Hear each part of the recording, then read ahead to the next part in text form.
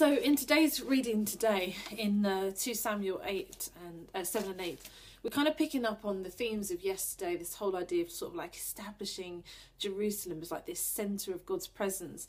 And it starts with David going, oh, this is what I'm going to do. And it sounds great. He's like, I'm going to build this amazing temple. Like, why should I have this amazing place to live?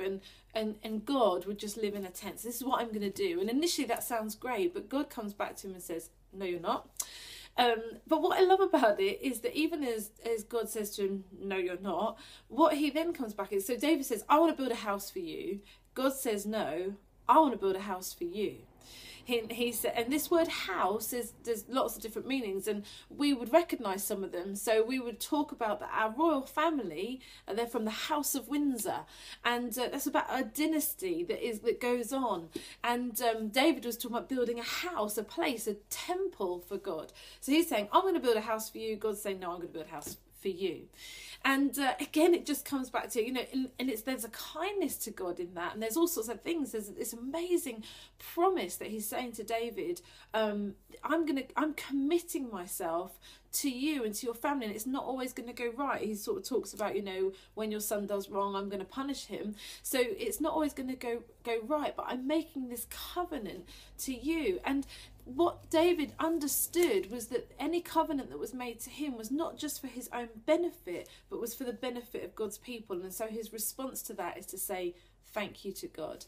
And I think there's just that reminder again. I don't know how many times that you've just thought, God, I'm gonna do this for you, or I'd love to do this, whatever. And sometimes we hear the God saying yes, and other times we might hear him say no. But regardless, the amazing thing about our generous God is, but this is what I'm going to do for you. And that thing that he does for us is he makes an everlasting covenant in the same way that he made this promise to David that would go on for centuries. And ultimately our Saviour Jesus, he is the Prince of Peace. He's from the line of David, and his throne will know no end. So this is an amazing prophetic foretelling, really. But in any case, God says, I'm making this covenant to you. Regardless of what you may or may not do for me, I'm making a covenant to you.